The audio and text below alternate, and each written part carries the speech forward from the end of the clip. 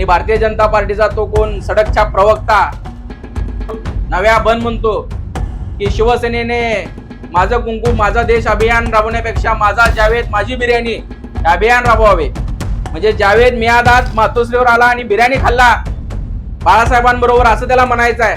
अरे नव्या बन सडक छाप तुला तुझी एवढी अवकात ना बाळासाहेबांवर बोलायची, तुझी एवढी अवकात ना, लक्षात ठेव नव्या बन।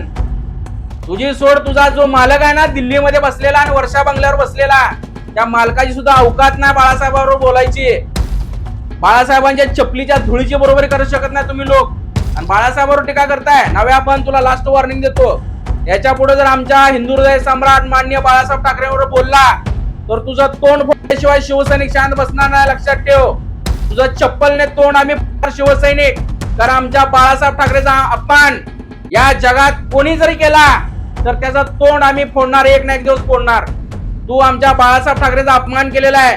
माझा जावेद माझी बिर्याणी म्हणजे काय, तू डायरेक्ट बाळासाहेब ठाकरेंना बोलतो म्हणजे बाळासाहेबांनी जावेद मियादादला बिर्याणी खाऊ घातली असं म्हणतो। अरे तुझा बाप तिकडे पाकिस्तान मध्ये गेला, पाकिस्तान मध्ये जाऊन नवाज शरीफ बरोबर केक कापला आणि त्या नवाज शरीफ बरोबर मटन चिकन बिर्याणी खाल्ला, त्यावेळी आम्ही असं म्हणायचं का माझा नवाज आणि माझी बिर्याणी। म्हणून नव्या बन अवकातीत राहा। तुला शिवसैनिक तुझी लायकी एक ना दिवस दाखवल्याशिवाय स्वस्त बसणार नाहीत। जर आमच्या बाळासाहेब ठाकरे हिंदू हृदय सम्राट माननीय बाळासाहेब ठाकरेवर बोलला तर तुला तुझी अवकात आम्ही नक्की दाखवणार। काय संबंध रे तुमचा आमच्या बाळासाहेबवर बोलायचा?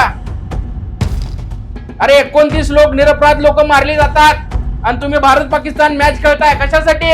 पैशासाठी। काय गरज आहे? पैसे कमवायला तुम्हाला अनेक स्रोत आहेत।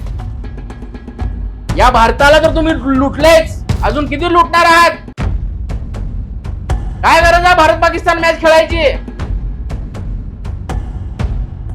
त्यामुळे सांगतो नव्या बन अवकातीत राहा। जर आमच्या बाळासाहेब ठाकरे याच्या पुढे बोलला तर तुला आम्ही शिवसेना स्टाईलने उत्तर देऊ। जय महाराष्ट्र।